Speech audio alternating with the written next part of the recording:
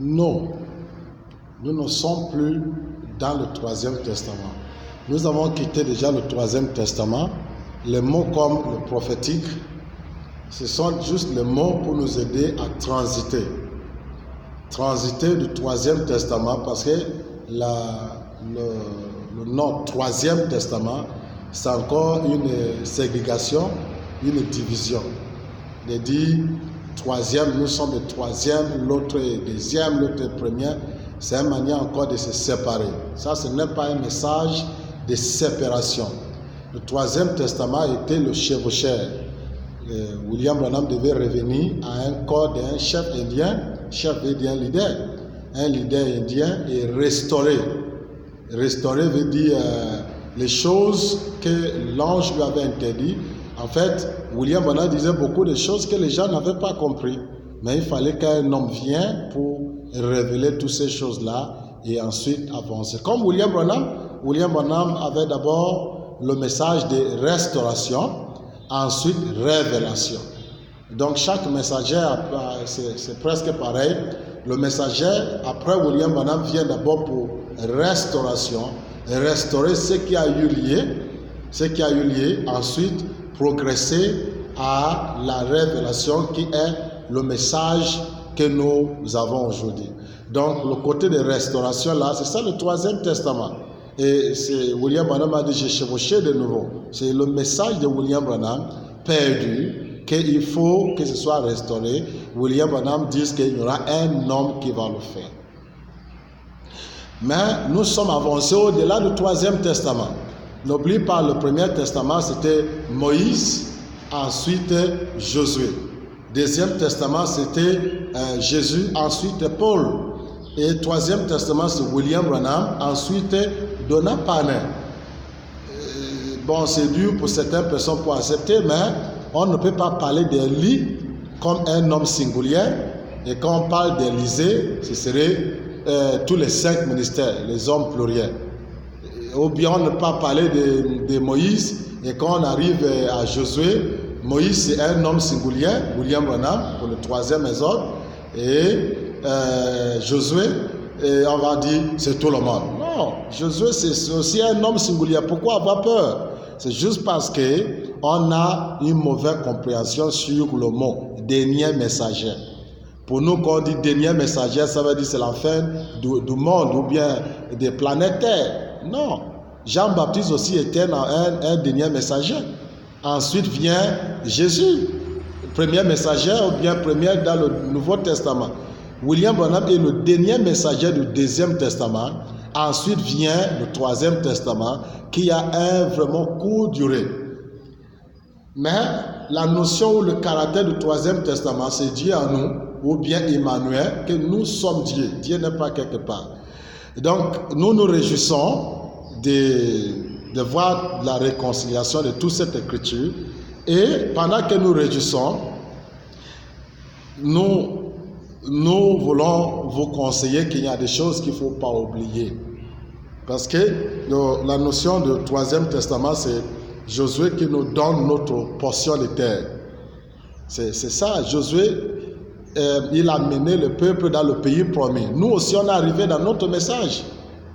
Et Josué a partagé le pays à chacun d'eux. Nous aussi, on a un message et un messager qui nous fait comprendre que c'est toi, la terre promise. Ta théophanie a trouvé un corps physique. C'est ça la terre promise. C'est ça la terre promise.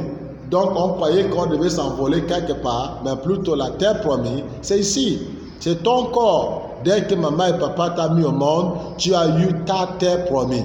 Mais l'attraction de le message, c'est que c'est à toi de mettre en valeur votre terre promise. C'est à toi d'exploiter, de le mettre en valeur. C'est comme Josué, il a partagé le pays, il les a fait comprendre que le manne ne tombera plus du ciel. Si vous voulez le manne, allez, continuez à faire le champ. Si vous voulez quelque chose d'autre qui est ailleurs, que tu n'as pas, c'est à toi maintenant de cultiver. C'est ça notre message. Notre message, ce n'est plus le Troisième Testament qui veut dire Moïse pour nous faire sortir et Josué pour nous faire rentrer. Nous avons eu notre Moïse, c'est William Branham. Nous avons eu notre Josué, c'est Don Parner. Maintenant, nous sommes à la phase de mettre en valeur notre terre. Notre terre. Donc, dans le livre de Psaumes, chapitre 103, verset 2, je lis ici, dit, mon âme bénit l'Éternel. Mon âme bénit l'Éternel. Nous bénissons l'Éternel pour ce qu'il a fait pour nous. Nous bénissons l'Éternel d'avoir nous fait rentrer dans notre jour et notre message. Ce n'est pas tout le monde qui a pu reconnaître ce que nous avons reconnu aujourd'hui. C'est un privilège. Donc nous bénissons l'Éternel pour ça. Et il ne s'arrête pas là, il dit, mon âme bénit l'Éternel et n'oublie aucun de ses bienfaits. Dans une manière, dit, n'oublie pas ses bénédictions. Pendant que nous bénissons l'Éternel, nous ne devons pas oublier que nous sommes bénis. Les bénédictions de l'Éternel, nous devons l'exploiter. Vous pouvez reconnaître votre jour et votre message et ne pas mettre en valeur ce qui est pour toi de droit. Donc l'attraction aujourd'hui, c'est pour révéler à nous certaines bénédictions que l'Éternel nous avait données. Première bénédiction, déjà, vous connaissez, c'est la terre. Il nous avait donné la terre qu'il a promis. La terre qu'il a promis, c'est notre corps.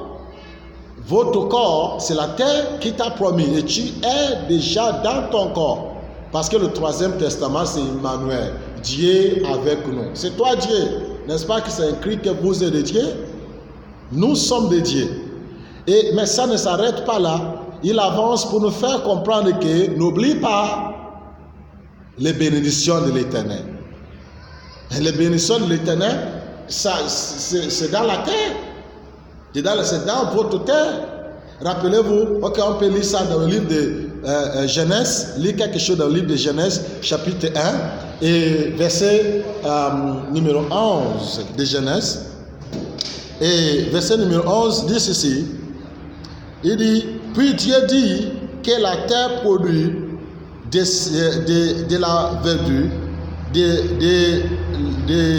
l'herbe portant de la semence, des arbres fruitiers donnant du fruit selon les espèces. Puis Dieu dit, maintenant, qui est Dieu? C'est toi. Tu dois dire quelque chose. Tu es déjà dans votre terre promise. C'est à toi maintenant de dire quelque chose. C'est à toi de prophétiser sur ton corps. C'est à toi de prolonger même votre terre, de dire seulement que non, la terre c'est mon corps, mais je veux un terre physique dans mon village, dans mon quartier. Je veux un terre où je vais planter, je vais construire. N'oublie pas la promesse, c'était la terre. La terre promise, c'est ton corps. Mais tu peux aller au-delà de ça pour dire je fais un portion de terre où je vais habiter avec ma petite famille. Et l'Éternel va te donner. Et Dieu dit que la terre produit. Tu dois produire. Tu dois produire. C'est toi Dieu. Tu dois parler à ton corps. Tu es un prophète. Si nous avons choisi le prophétique, c'est juste pour nous aider à transiter. Parce que le prophète, tout dépend au prophète. Si le prophète dit que la pluie, il y aura la pluie. Mais s'il ne dit pas, il n'y aura pas de pluie. Si le prophète ne prophétise pas quelque chose, la chose ne va pas arriver. Parce que l'Éternel Dieu ne fait rien sans d'abord révéler ses secrets à ses serviteurs, les prophètes. Vous êtes un prophète. N'oublie pas, après le 7e ange, quand le 7e ange sonnait de la trompette, le mystère de Dieu est accompli. Ensuite, la voix me dit de nouveau, va prendre le petit livre qui est dans la main de l'ange. Mange-le et prophétisez de nouveau. Mais c'est toi, c'est moi qui a mangé ce petit livre. Nous avons mangé après le 7e ange, nous avons croisé un ange qui a le 3e testament dans ses mains. Et nous avons pris ce message du 3e testament.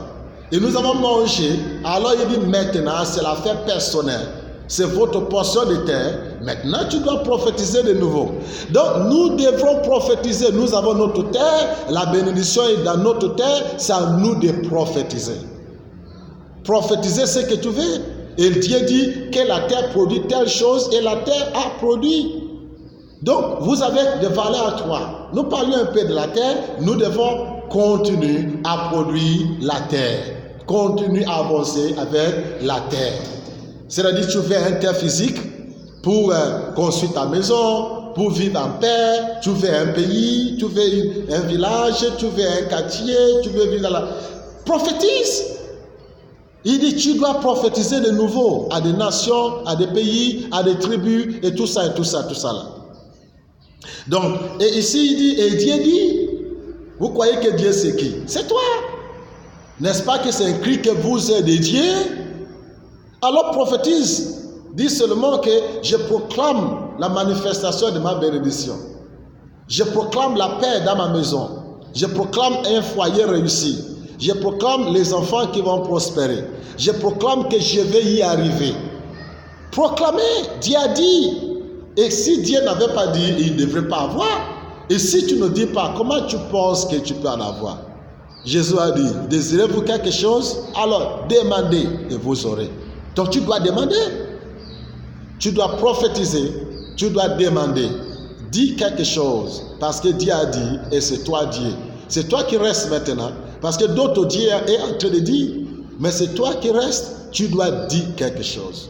Nous devrons dire quelque chose. Amen. Donc c'est ça la première bénédiction. Et nous avons vu Abraham, ce que l'Éternel a promis à Abraham, d'abord c'était la terre, première bénédiction. La terre, c'était la terre physique. Tu peux aussi avoir un terre dans votre village, dans votre quartier, à dehors de ton corps. N'oublie pas, la bénédiction vient de toi à l'extérieur. Quand Dieu a dit que la lumière soit, la lumière est sortie d'où? La lumière est sortie de lui-même. L'onction est en vous. La bénédiction est en vous. Mais il attend seulement que tu puisses prophétiser, que tu puisses agir, faire quelque chose positivement, pour que ces choses viennent à la manifestation. Amen. Et Abraham est allé chercher la terre que l'Éternel lui a promis. J'imagine combien de gens qui cherchent là où ils vont former leur foyer. Combien de gens qui cherchent là où ils vont construire leur maison pour quitter le loyer. Cherche la terre, la propriété, ce n'est pas mal. Et n'oublie pas l'écriture qu'on a lue. Il dit, et n'oublie pas aucun de ces bénédictions. Parfois, nous louons l'Éternel, mais nous oublions qu'il nous avait bénis avec des matériels. Nous oublions. Si Abraham avait oublié, il devait rester dans son corps seulement, qui est aussi un terre. Josué a partagé la terre, mais c'est à toi maintenant de prophétiser, de manifester, de répandre la bénédiction sur la terre. Et Abraham est allé et il a trouvé le pays promis. Même les enfants d'Israël, quand ils étaient en Égypte, qu'est-ce que Dieu les a promis? Il les a dit, vous serez un pays qui coule de lait et de miel. C'était d'abord la terre. Première bénédiction, c'est toujours la terre. Et quand Josué vient, ils disent que voici la terre. Mais la terre là, il y a le miel et le lait dans sa terre, dans la terre. Ne le sous-estime pas, ne te sous-estime pas. Manifestez votre miel. Manifestez votre lait. C'est la partie là où nous sommes maintenant. Nous ne sommes pas là pour discuter qui est Moïse ou qui est Josué. Nous connaissons qui est Moïse et ce qu'il a fait. Il nous avait laissé dans les 7 âges de l'église, dans le désert. C'est ce que William Branham a fait. Il nous avait laissé dans le désert.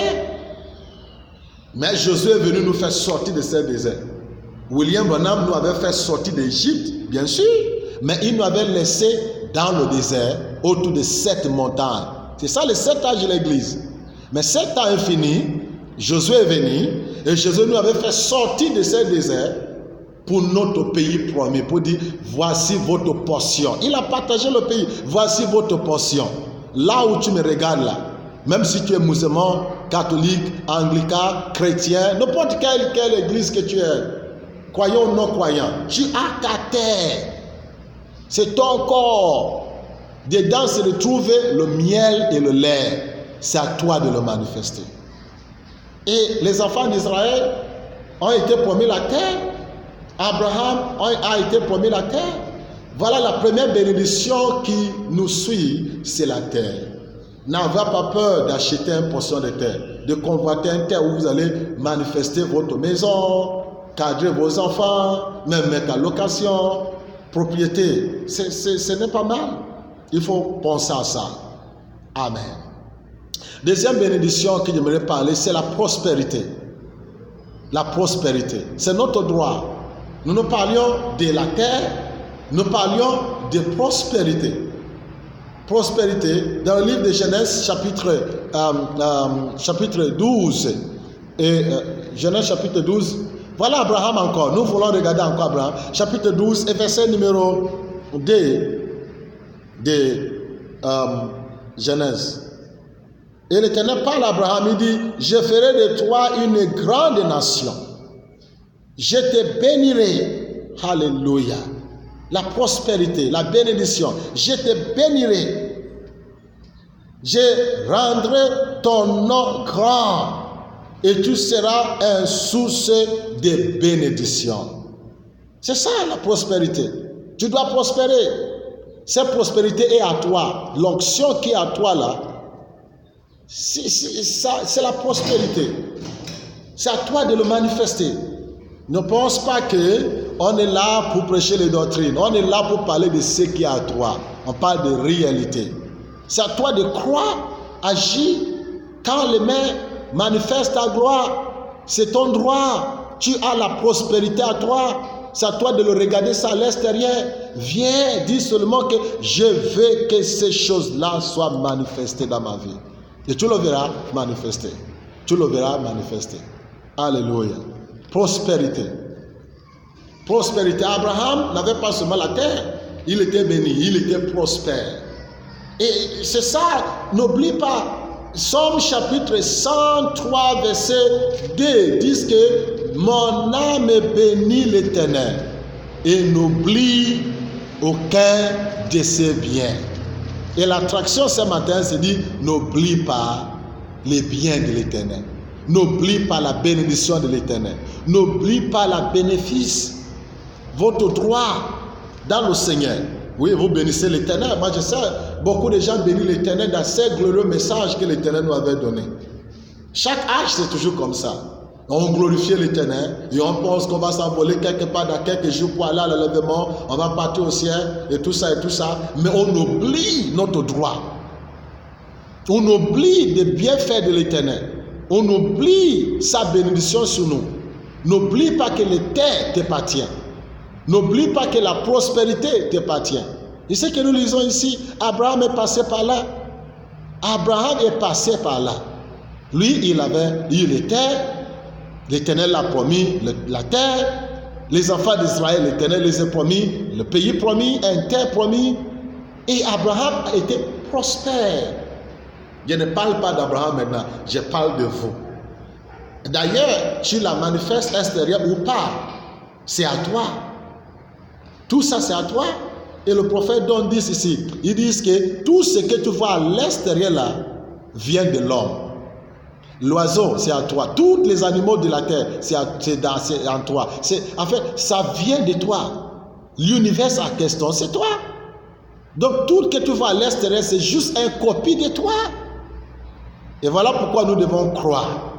Et nous devons continuer à croire. Et agir, surtout. Agir sur ce que tu crois. Agir, agir. Ce n'est même pas le temps de croire, c'est le temps d'agir. C'est le temps d'action. C'est le temps de cœur d'agir sur ce que tu crois. Amen. Troisième bénédiction, c'est la bénédiction que la Bible appelle des brebis. Et l'Éternel a donné des brebis aussi à Abraham. Je pense qu'Abraham, c'est un grand sujet pour nous parce que toutes les bénédictions que nous parlons, on le voit dans la vie de notre père Abraham, le père de la foi. Et vous allez voir partout que chaque fois quand on parle d'un homme prospère dans la Bible, un homme riche dans la Bible, un homme béni de l'Éternel, on va compter ses brebis. On va dire, il a tel nombre de brebis, tel nombre de ceci, tel nombre de cela. Pourquoi tu penses que l'Éternel parle de cela? Mais c'est juste parce que c'est son droit. C'est ton droit. Les brebis. Regardez un peu Job. Job chapitre 1 et verset... Je vais lire Job chapitre 1 et verset 2 à 3 dans le livre de Job. Il dit ceci. Il parle de Job maintenant. Il lui naquit 7 filles et 3 filles. Il possédait 7000 brebis. Job possédait 7000 brebis, 3000 chameaux, 500. Mais on fait que citer. Pourquoi la Bible parle de ça, les animaux, comme la bénédiction?